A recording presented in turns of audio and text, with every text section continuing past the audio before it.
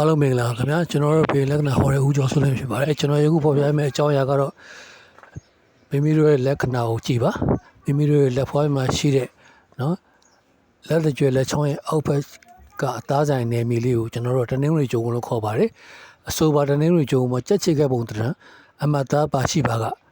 အဲ့ဒီအမှတ်သားမကောင်းတဲ့အမှတ်သားဖြစ်ပါတယ်ဗျာနော်သူက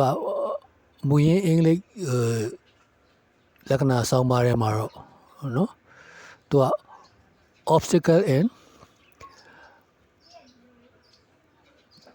job and fame ပေါ့နော် job care and fame လို့ပြောတယ်နော်အလုပ်ကိုင်းစီးပွားရေးတွေမှာနဲ့နော်အတမွေးဝမ်းကြောင်းမှုတွေမှာနော်ကန်စားတာတွေကအခက်အခဲတွေအတားအဆီးတွေအကန့်အသတ်တွေနဲ့ကြုံဆုံရတတ်တယ်လို့ညွှန်းဆိုတယ်နော်ဒီအမှတ်သားကောင်းတဲ့အမှတ်သားမဟုတ်ဘူးဗျာနော်မိမိရဲ့ဘဝအောင်မြင်မှုရဖို့တော့စိန်ခေါ်မှုတွေနဲ့နော်ရင်ဆိုင်ရတတ်တဲ့အမှတ်သားဖြစ်တယ်နော်ခုနကကျွန်တော်ပြောလို့နော်မိမိရဲ့အလုပ်စီးပွားတွေနော်အတမွေးဝမ်းကြောင်းတွေမှာဆိုလို့ရှိရင်လည်းအကန့်အသတ်တွေအတားအဆီးတွေအခက်အခဲတွေအပိတ်ပင်နဲ့ရင်ဆိုင်ရတတ်တဲ့အခြေအနေမျိုးကိုလည်းပြဆိုရဗျာနော်ဒီ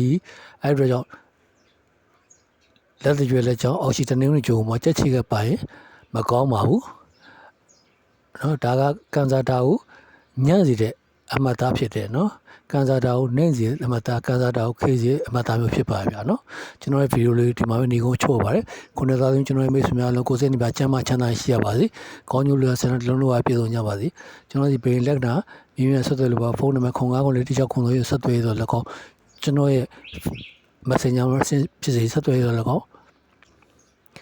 စုံစမ်းဆက်သွယ်လို့ရပါခင်ဗျာခုနကကျွန်တော်ရဲ့မိတ်ဆွေများအလုံး